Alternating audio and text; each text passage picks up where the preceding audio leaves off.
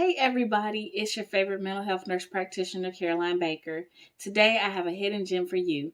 I interviewed Miss Debra Taylor and Lynniece Holt on educator burnout. So stay tuned and I'll see you afterwards.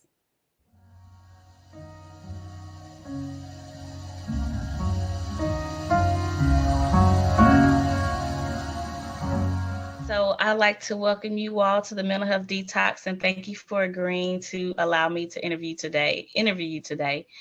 Today's topic is on the burnout of our educators, our teachers, and just how you guys are managing and really just making it through with the pandemic.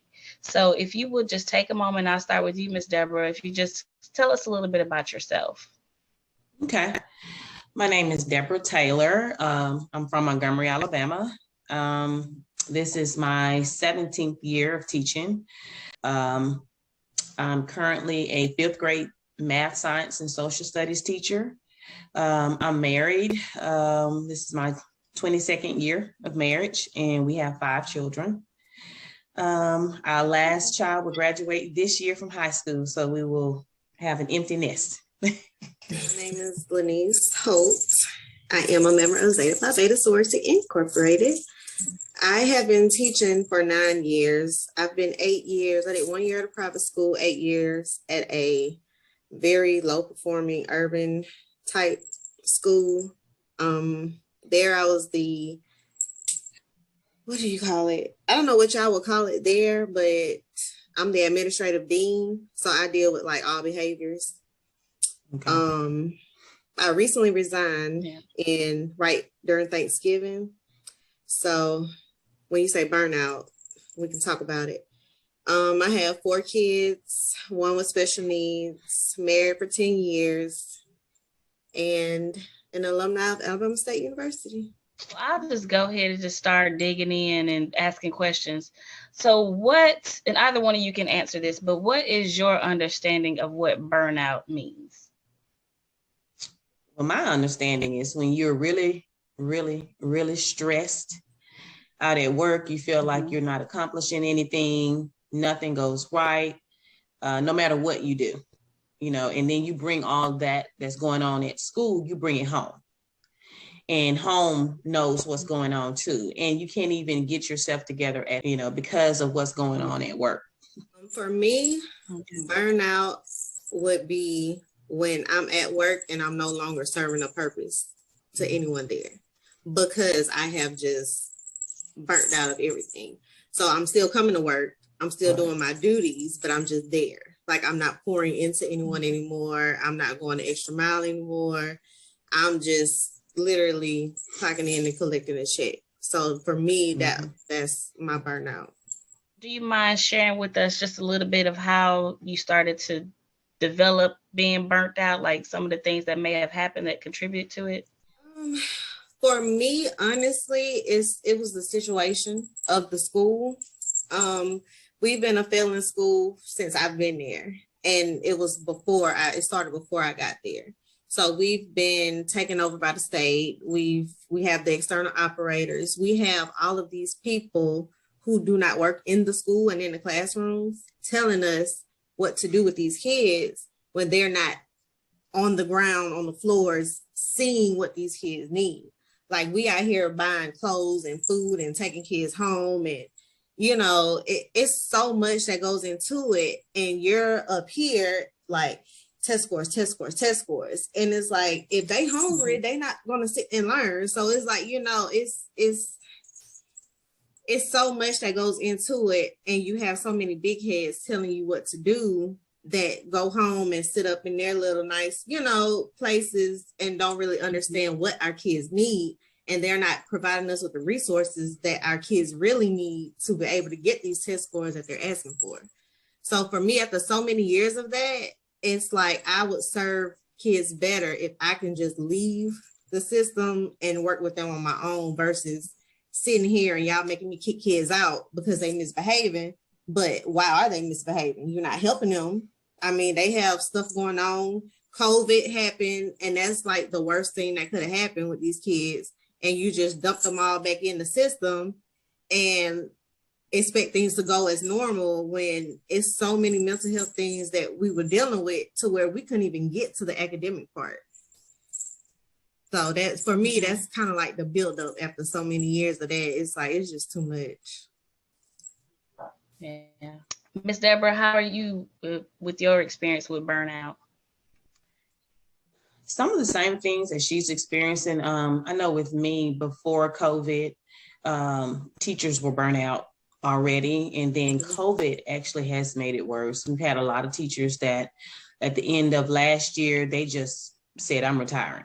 You know, they're going home because the expectation of, I guess, the higher ups, they still want to do the same thing, same status quo. They still want everything to function as if COVID did not exist. And we're, 2 years in now, you got kids that literally, okay, I'm 5th grade. Technically, they're 3rd graders. Okay, so you want me to make sure that they meet those 5th grade standards, and they have not actually been in a building and received instruction for the amount of days that you're supposed to receive instruction, you know, for a year, and I'm supposed to meet those expectations. So with a lot of teachers, you know, that's stressful. You know, no one wants to address the fact that, hey, we need to pause testing. Let's think about the kids' mental health, but not only the kids' mental health, the teacher's mental health. We are experiencing situations now. We got kids that need us on this end. Then we have the administrators that's telling us things on this end. And then, you know, we have families too that we have to deal with. And that's a lot for us to take on and expect that we're not going to be burnt out. I mean, we are. You know, I was talking to a teacher that teaches at one of the local magnet schools, and I'm thinking, okay, well, maybe they don't have the same issues that I have, you know, working at a Title I school. Yes, they do. And you would think that they wouldn't, but they're experiencing the same things, you know, that we're experiencing when it comes to teacher burnout, expectations, and kids are not where they're supposed to be, but you better get them there by the time April gets here for that test. And like, are we not to the point where we can see that the kids are not ready, the teacher's not ready? Let us just teach and make sure we get the students at least to improve. And then at a certain point, phase in maybe testing later, or even have a conversation and say, is testing really worth it? You know, because at this point, you know, the kids are behind, and we need to think about, what are we really doing here? Are we really thinking about the kids, or are we just going day by day? What are some of the mental health challenges or things that you've noticed with the kids that you might have experienced? Because I'm the one who does the referrals. So by the time they get a referral, they come to me and I have to investigate and see what happened, what went wrong, blase, blase. Mostly it's a misunderstanding to how I look at it, because in our situation, we have a lot of people working at their school that can't relate, if you get what I mean. They can't relate to our kids. So certain things that our kids do, they take offense, and there's like a barrier, a break in communication and culture and so many things. And it's like they get written up for every little thing. But then once they come to me, it's like, okay, you know, it's more of like a social type.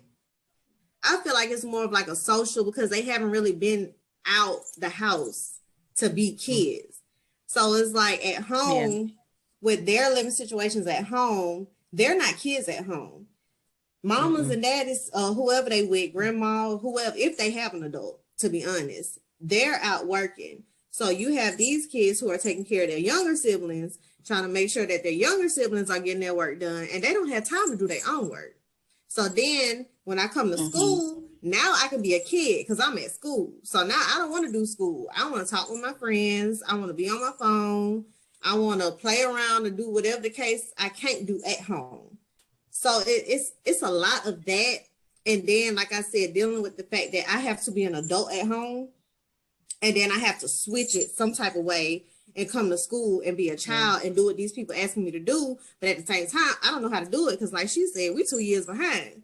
So, and I was already honestly behind before I even got to them 2 years. So it's like, what are we really doing here? We really just housing kids and babysitting.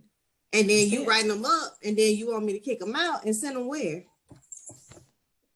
Like, we have a high rate of middle schoolers who drop out of school. And I have never in my life experienced that until I got here. Wow. They drop out in middle school. Because, well, I mean, who's going to make them come to school? Wow. That's very interesting. It's just been really rough because it's just so many dynamics to it. It's not just one, one or two things. It's a lot that goes into what a child is dealing with. Mm-hmm. That is so true. And that's shocking. Middle schoolers, like, yeah. I thought you had to at least be in high school before a sophomore in high school before you can make that decision to drop out. Here's the thing. You have to be 16. The problem is we got 15 and 16-year-olds still in middle school. So at this point, I'm not going to make that up. You know what I'm saying? Like, I'm out here working or doing whatever I'm doing to make my little money. I can't get this here. I keep getting in trouble. Y'all keep keeping me out. So you know what? Let me just do what I need to do. They turn to the alternative, basically. That's just the reality of it. So let me ask you ladies this. What are some of the mental health challenges that you all have faced? I know we talked about just, feeling burnt out and what you've seen in others, but specifically for you, what have you guys experienced?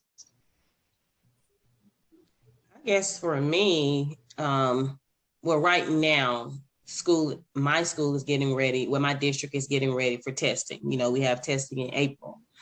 And when I'm sitting in meetings and you showing me what needs to be done and where the students need to be. And I'm looking at where they are. And it's kind of stressful to me. And I was talking to another teacher today, and we were both saying the same thing, like, we're tired. There should be something for the teachers.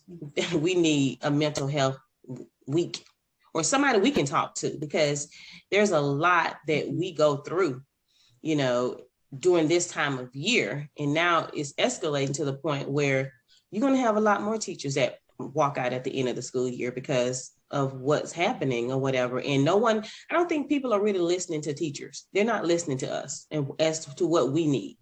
We need some things too. I understand, the kids are in school. They need to be in school because I mean, to be honest, I don't want to do another virtual year. I don't, because of the challenges that we face, with that. I'd rather than be in school. But at the same time, think about my well-being as well, too. What can the district do for the teachers, or what can the schools do to ensure that the teacher morale is at least halfway, decent, to make it through at the end of the year? Because right now, the burnout is real. And basically, I'm just talking to a couple friends of mine. I mean, we get on the phone and we'll talk about, our day, and things that are going on, just to have somebody to talk to that we can relate to as to what's going on in our schools. Mm-hmm. So that's what I'm having to deal with, like I say, right now. So for me, like I said, the position that I was in, the stress came from putting kids out basically in the street for petty stuff and not helping them. That was my main thing. Like, just because last year we had a situation where, we suspended a young child and that child ended up killing themselves. So it was like, we send them out into these situations over some, I don't want to curse, over some mess. And it's like, you don't know what you're sending that child home to. And I didn't feel comfortable with doing that anymore because, I mean, like she said, teachers are burnt out. True. But my frustration was with the situation that we were in. Like, people weren't banging down the doors to come work at our school. So they was offering money and extra incentives and stuff like that for people to come work at the school. Mm-hmm. So for me, it's like, okay, you chose to come here. Like, you weren't forced, none of that. Like, you chose to come here and get this money, but you don't want to work with these kids. So that was my main thing, because it's like, it's only so many of us who really trying to help them. And then you got so many that's complaining and complaining, but still collecting the check and holding the spot. Because at this point, administrators and everything, they really don't care. They care, but honestly, they just need a seat holder. They need an adult in the classroom with these kids, because there's so many people who are getting sick. Their family members getting sick. They quitting. You don't have subs. You don't have custodial. The school's not getting clean. Like, it's so much that goes on. And like I said, when you have that overhead that's constantly on you, and then you got these teachers that's constantly complaining about the admin, and the admin complaining about the overhead, and everybody's pointing the finger at everybody else, and the kids are suffering. So it's like, I just didn't want to be a part of that no more. It was just too much. Yeah. Sometimes, you know, when it gets to that point where everything's just kind of spilling over, you have to make a decision, because if you don't, you won't be the best version of yourself. And I always tell myself, especially since now I have a baby, is like, at the end of the day, you know, I got to be his mother regardless of what I'm doing. So that means I got to go and quit nursing and go flip burgers at Burger King, whatever I need to do to provide, then that's what it's going to be. But I have to be the best version of myself for him and for my husband and for my other family members. It's one of the toughest decisions. Like, I still struggle with it, because I'm in the community a lot. So I always see the kids and stuff like that. So I still have like connections with them. But when you really love doing something, you know, it's hard to walk away. But when it gets to a point, like you said, you have to, because now you see your own kids start to suffer. You know, your own household starts to suffer, because you carrying all of that, and you can try to, you know, whatever goes on here, I can leave it here. It's not in this type of work, because you're so connected. And when you're passionate, you can't leave little Johnny in my car before I walk in the house, because I'm still thinking about what he told me today. You know, it's a lot. I can imagine some of the things that, you know, like you mentioned, the student that, you know, committed suicide. You know, I can imagine if that were my student, I would walk away feeling somewhat personally responsible for that, you know? And that's a guilt that is just hard to overcome.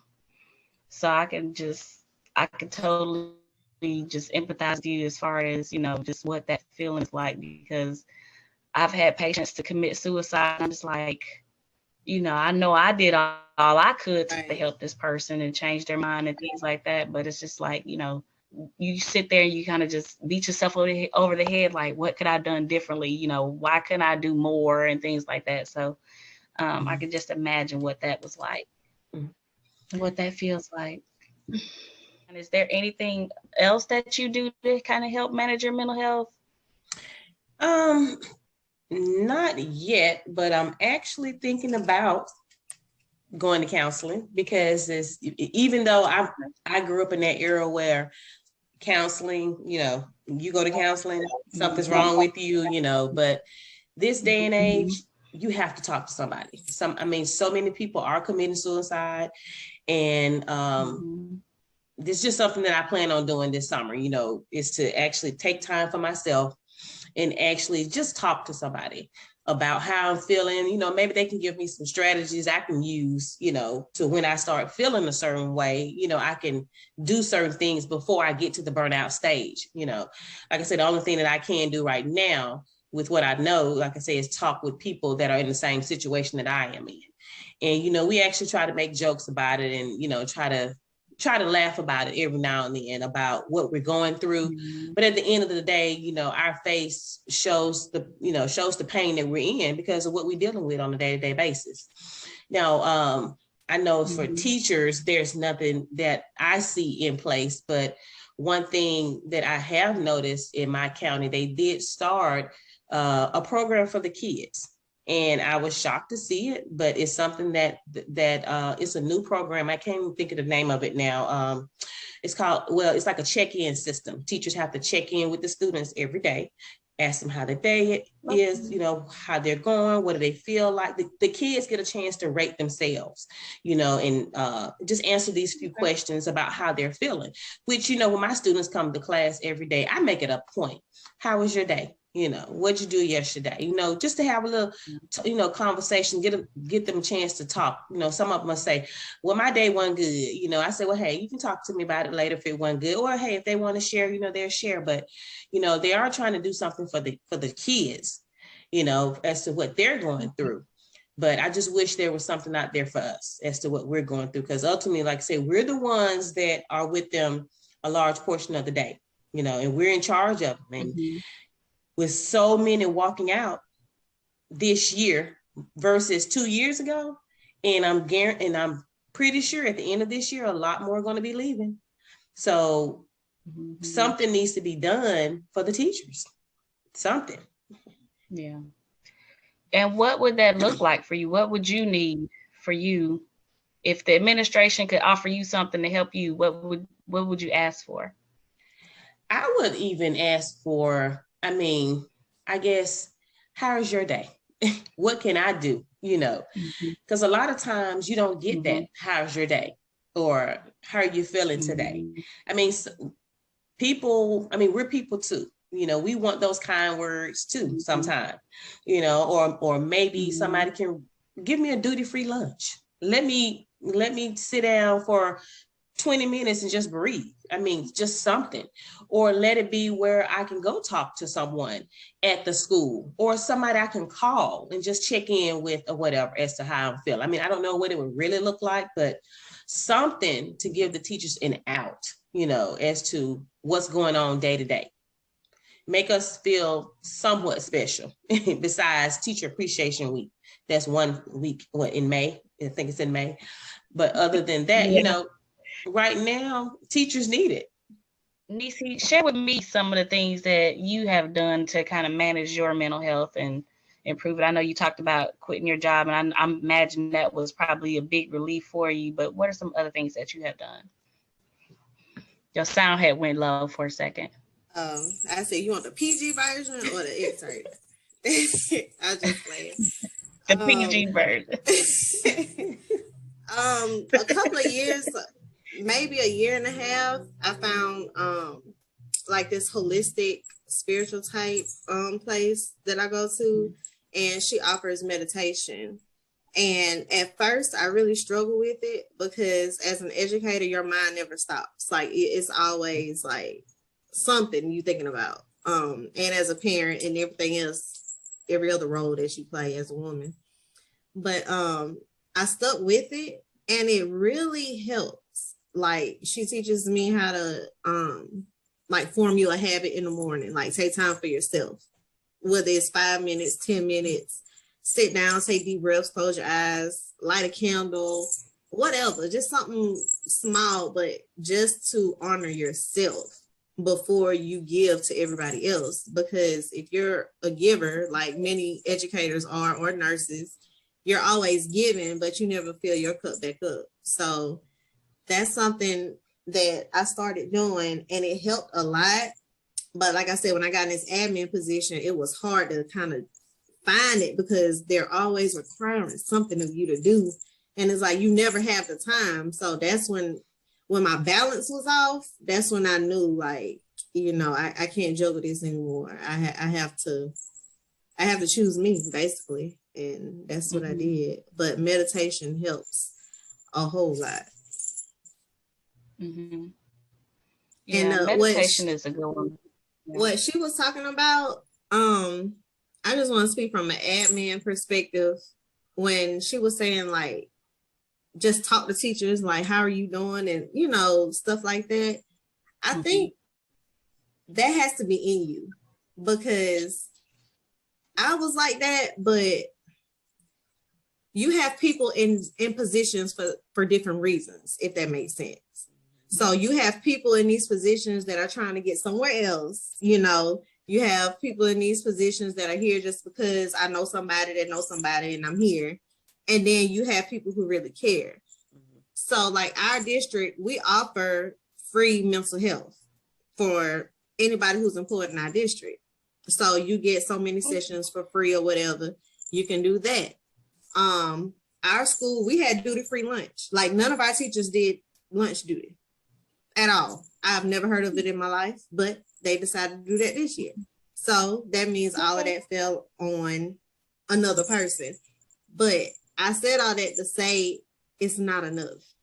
Like it's not enough. Like even if you offered that, it's still not enough. Like the whole infrastructure of everything, it has to change because you have counseling for the kids. You have these programs, but you got to qualify. You know, you got to have this, and it's a check off list, and then you got a waiting list, and, you know, and it's like by the time I see the counselor, I've already killed myself, you know. So it's they do things to try to help, but it's just not enough. It's to the point to where mental health has to be in the curriculum, and it has to be an actual class or something that everybody can partake in during the day. Like it has to be a part of the day. It can't be something you throw on the computer and have the kids sit in, because we have that too.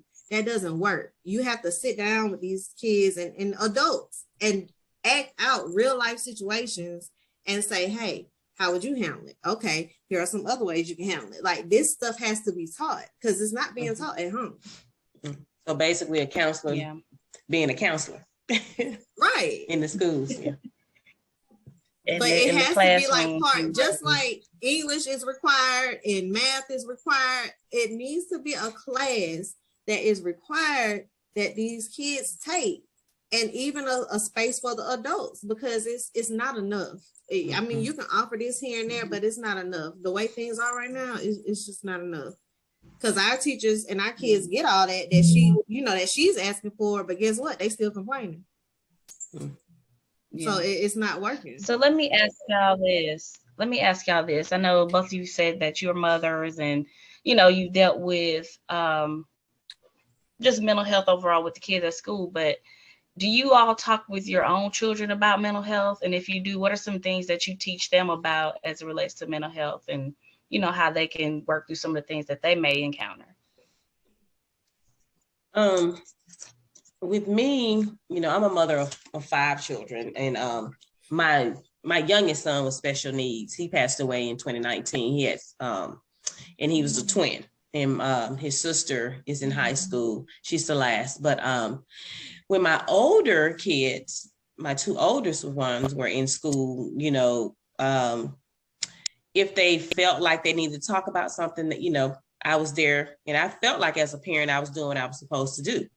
Now, my youngest did express about, you know, wanting to go to counseling. And because of what's going on now, you know, I was like, okay, sure. You know, because now I'm thinking 20 years ago, I probably wouldn't have said that. I would have been like, well, hey, why can't you talk to me? You know, I'm your mother, you know.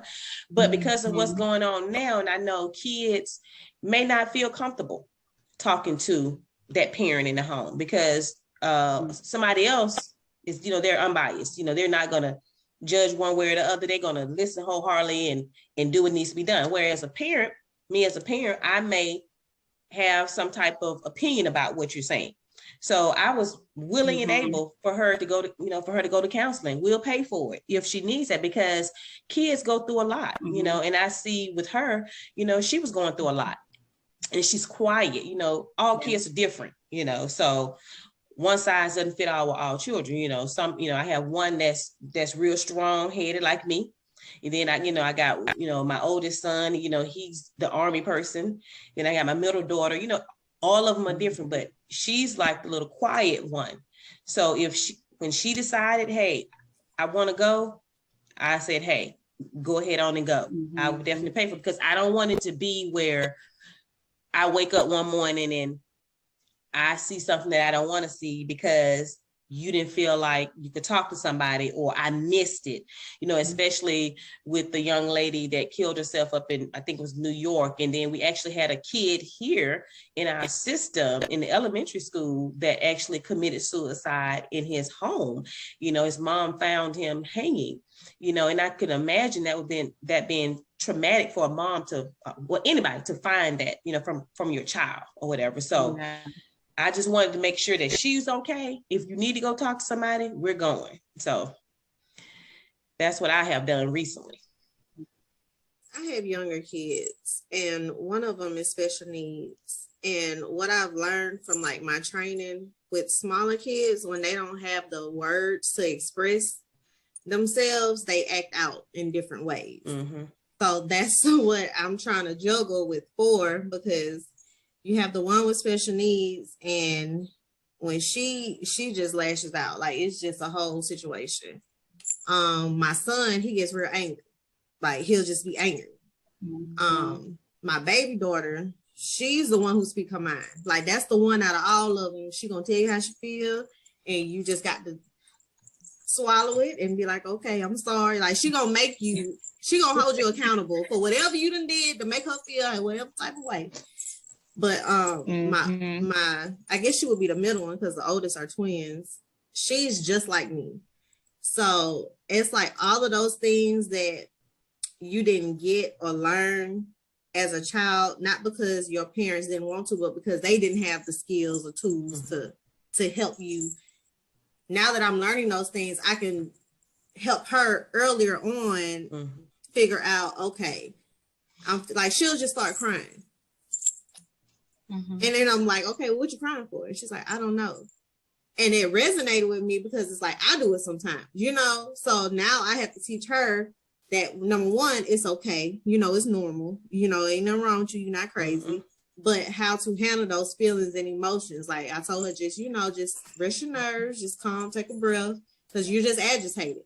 But she don't know to say, I'm just agitated. She's just crying because it's these feelings and I don't know how to deal with them. So like she said, every child is different. So it's like when you have multiple kids, it's like you trying to juggle and make sure you handle each one the right way. And you don't be too hard on this one, too soft on this one. Don't do nothing with the other. And you just sitting here like. And see, for me, I was accused by my oldest daughter of saying that, oh, you do more for the youngest one than you did for us, as far as, you know, like with, you know, helping her with different things. I said, well, like I said, every child is different. Right. You didn't need me in that aspect. Okay. You're stronger. No, and she needs me in this aspect. And as a mom, I'm going to be a mom, you know, regardless of how it looks, I'm going to be a mom. She needs me. So you need me in other areas. So I was there for you. So now I need to handle what's going on with her.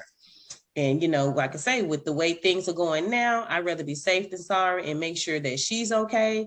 And like I say, from 20 years ago, I've learned how to handle things now versus when they were younger. You know, my oldest daughter is 25. So, and my 18-year-old, I've done things differently because I've learned things. When, you know, when she was smaller, some things I didn't know. But I know things now, so I try to make sure I do those things and put those things in place. It's funny that you say that because I recently had a conversation with my mom and she said the same exact thing you just said. She was like, you were the stronger one. I didn't know you needed this and da da da da da da.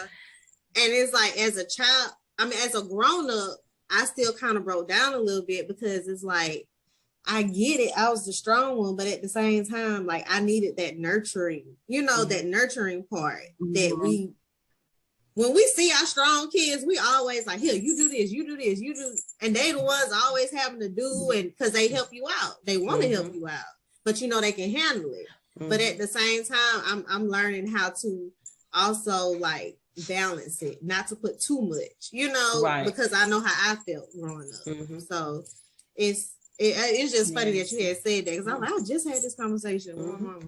And like I tell my oldest daughter, there's not a book on how to do this. You know, when you have your first child or whatever, you do things differently when you have your second child. And then the more children you have, you definitely change from what you did. In my case, from like I say, my oldest from your first. And my oldest, I have a 30-year-old. My oldest son is 30. My daughter's 25. Like I said, the youngest is 18. So it's a big gap between them. So by the time the 18-year-old is coming up, they're like, you doing that? You know, versus a long time ago, because like I say, I didn't know any better. Okay, now I do. So I'm putting those things. I can't go back and do that with you now because you're older. Okay, only thing I can do is say, hey, forgive me that I didn't catch those things when you were smaller. Okay, but I always tell my kids, you know better. I mean, you do better when you know better. Okay, so that's the only thing I can say. Right. Y'all bring up some valid points, and I may just keep my one child, and that's it. Hey. I ain't got to worry about it. Stick with it, honey, because Stick with that one. it is not fun. It's fun, but it's a lot. It is. I understand. Okay, so just to kind of bring everything back together and to start concluding this interview, I do want to ask you to share some tips that you would recommend to others that may be experiencing burnout in the, whether it's the education profession or whatever profession, but if they're experiencing burnout, what would you say or recommend that they start doing, or, what advice would you give them? I would say definitely start writing your feelings down. I used to didn't do that. I would try to hold everything in, and then at the end, blow up, have that outburst. And now I bought a journal because I saw this on television from how I heard a counselor say it to someone else. I brought a journal and I just started writing things down, at the random things that happened throughout the day, something that I didn't like, things that I did like, I just try to write how I feel down now. And then I look back on it because I read something that I wrote some months ago and I'm going, oh, okay, I felt like that. Oh, wow. Just to be able to put it to the paper. And then I would say, find somebody to talk to. There's nothing wrong with going to counseling. Like I say, I know my generation, that was nothing that you would go do, because it was to go to a counselor. But nowadays, I tell anybody, go to a counselor, go talk to someone. Don't hold any of your feelings in for anything, because you don't want to get to the point where you at the end and you just want to give up. Yeah. What about you, Lynniece? What would you advise? I always advise counseling. Meditation is great. Find time for yourself. Don't take this stuff too serious. Everything. Just sometimes just sit back and just laugh at it. Because it's just a moment, and we hold on to these moments and we miss the next moment we actually in. So just finding the peace of mind to just be in the moment and let it go. My main thing for anyone who's working in like a service type, when you're dealing with other people type job, I honestly, and they probably gonna kill me for saying this, but if you really burnt out, take a step back. If you gotta quit, but you can take FMLA, you can take a break and pull back and reevaluate your whole situation and see, like, is this really what I want to do? Like, because when you get to a point to where your presence in that field is more detrimental to the people you're serving than whether you would just step back, then it's time for you to just step back. So, for example, if you one of them teachers where you constantly hollering at the kids, you cussing at them now, you don't care, you just, they doing paperwork, you sitting at your desk, at that point, you're not serving them, you're just there. So that's just my perspective of it. So I would recommend just to step back and find your light again, find your fire and your passion again for what you're doing, and then come back in full force. That's just that's how I've done it, and it worked for me. So yeah. One thing I would say that I've been learning in my 10 years of being a nurse is that when you start to get burnt out with doing one thing, do something else. You don't necessarily have to teach in the classroom. If that's what's, burning you out, do something else, but still stick around in your comfort zone or in your passion, or find another way that you can contribute to whatever it is that you like to do. If education is your thing, like now, me being, trying to explore other avenues in which I can contribute to mental health education and not necessarily be nursing all the time. And so I think people kind of miss that, and they say, oh, being a teacher is all I can do. And it's like, no, it's a lot more that you can do than teaching in the classroom. You got to be creative. You got tutoring. You got all other types of the YMCA, childcare. Like, it's so many other things you can do.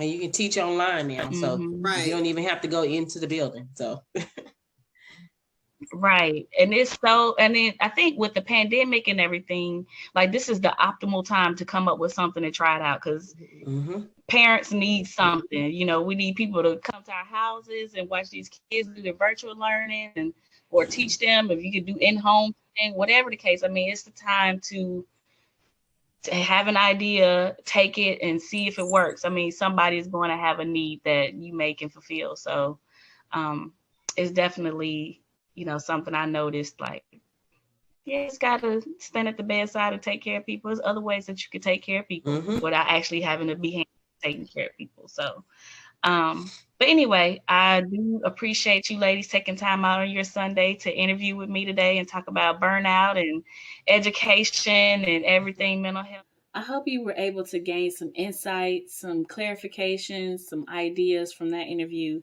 A special thank you to Ms. Debra Taylor and Lynniece Holt for allowing me to interview them. And please keep tuning in, subscribe to this channel, comment below, let me know how you are managing your educator burnout and some of the stresses that you are facing in the classroom. Until then, I'll see you all next time.